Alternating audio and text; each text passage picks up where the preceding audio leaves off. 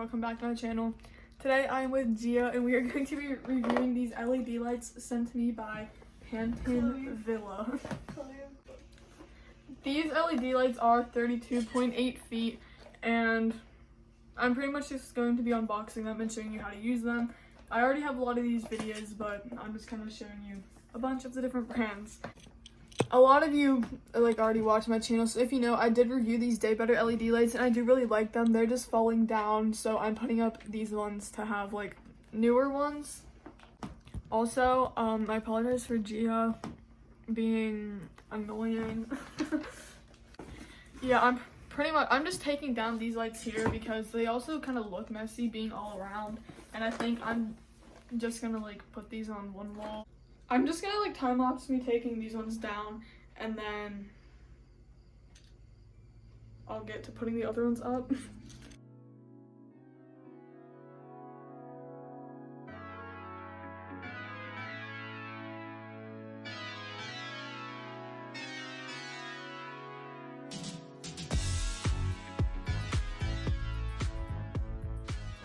Alright, I took down the old lights and I think I'm going to put them along this wall here just because it's too plain now. They sent me a comparison sheet to read off to you guys to compare their brand with another brand, so I will have that on the screen here as I read it off.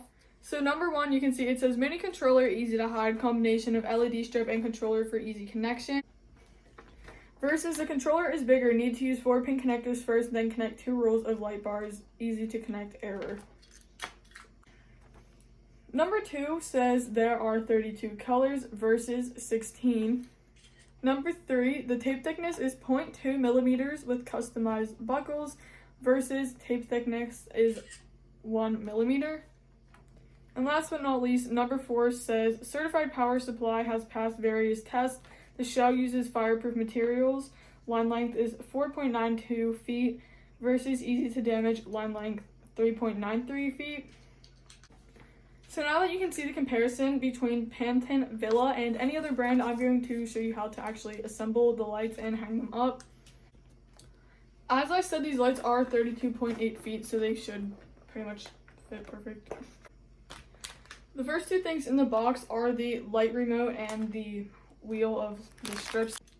For the remote, since a lot of people always have problems with them in my other videos, the first thing you need to do is pull this little plastic tab out of the bottom. Then when you're using the remote, you want to point this little sensor at the white box. The last 2 things in the box are the instructions and the adapter. In the package with the strips, there is another little bag here that has the little hooks that you can stick to your wall for if your lights start falling down. I do have some of them up from the old lights, but those are kind of falling down. Then there is these little pieces that are kind of like adapters if you're going to connect multiple strips. And then lastly, there are some screws to just kind of screw things into place. For connecting the strips, there is this white cord here and this piece on the end of the strips. These just go together and then this will plug into your outlet. To stick the lights, you can see there is blue tape here that you will just kind of peel back and it will be adhesive on the back here. Alright, I'm keeping the fairy lights over here actually. Well, I moved them here and I'm just gonna do the LED lights along this wall.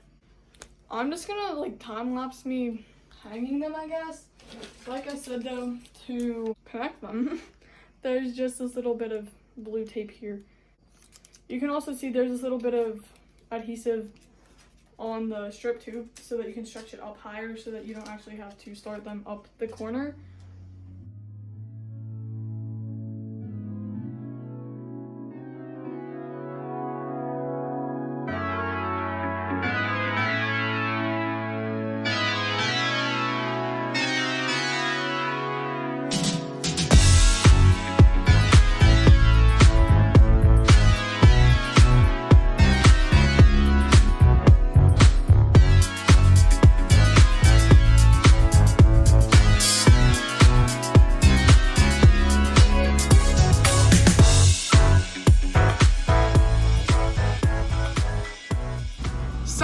lights are pretty much at the corner. You can see here that they are going to be just like a bit long. So there's these little marks, if I can focus the camera. You can see the marks though, and that is where you can actually cut the strips. Do you have the bright idea of them going down like right there to the shelf I have? Like that side. So I'm going to do that. And to stick them around the corners, you just kind of turn it and press down really hard so it sticks. I'll show you that side in a minute. Okay, so since these actually can't reattach, I thought they could. I'm going to take them down around like that side of my wall, around my bookshelf. All right, the lights, I don't know why I'm doing it this way. The lights are in place now. They're just on this wall and down that bookshelf. And I actually really like it. And I'm glad I did this wall instead. Like I said with the comparison paper, these only had one cord and it was one super long strip so that you didn't have to connect them in certain spots, and it looked ugly with like the big black adapters and spaces on the wall. You can see they go the whole way down to my floor. Over here, my ukuleles are blocking it a little bit, but I just cut them there. There's no adapters, and same over here. The little pieces just sticking right above my headboard. I will show you how to go around the corners with them and then run through the colors and functions of the remote. Right there is that little plug that you just kind of stick to the wall, and that is where you point the remote. You really carefully twist them and then you really stick them down onto this wall here, except I twisted them a little bit differently so I could take them straight down onto the bookshelf. Right now the lights are on the fade 7 setting, so we're just going to kind of start there. You can see that it is fading through 7 different colors. Then there is these quick and slow buttons here. As I click the quick button, you can see they will start fading more quickly, or I can turn it back down and make them fade really slowly. Then there's fade 3. It is pretty much the same thing, except it fades through 3 colors, which are red, green, and blue. Jump 7 is 7 different colors, jumping back and forth pretty much, as you can see here. And then jump 3 is pretty much the same thing, just 3 different colors. The flash button here flashes black and white like this, and then, like I said, you can really speed it up or slow it down. I'm stepping back so you can so the remote connects better, but then these are all the colors. This is the weirdest part, but yeah, I mean, just so you can see what each of the colors looks like. So on this color here, I can turn down the brightness and make them a lot darker, or you can make them super bright. You can adjust the brightness with these 2 buttons here. Then these DIY buttons are the buttons a lot of people have questions about, so I'm going to kind of really go over those ones. For these DIY buttons, you can see right now the lights are green, but whenever I click one of the DIY buttons, which are 1 through 6, the lights will turn red. Before you can make your own color, there is this little button here. You're just going to hold that down until the lights shut off like this. To start making your own color, you're just going to hold up any of the, I guess, like, up buttons of the colors. That is any of these 3 buttons. So you can see whenever I click this button here, the lights will turn green, but then whenever I click the DIY button again, they are back to the same color. Whenever you turn the lights off and back on, the DIY buttons will still save the same colors that you make.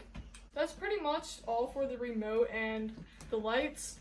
I do really like these lights because they look a lot neater, and I think that the remote has a more aesthetic look in a way. It just looks fancier being white and simple.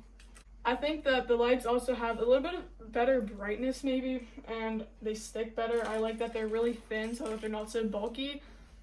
Pretty much overall, they're just a little bit neater, and I do really like the lights. So thank you, Pantton, for sending me these to review. If you like these lights, I will link them below. I don't know if I have a code, but if I do, it'll be on the screen and in the description. So that's all I have for you guys today. Thanks for watching. Don't forget to leave a like, comment down below, and subscribe. You can find my social medias in the description, and I'll see you in the next video. Bye.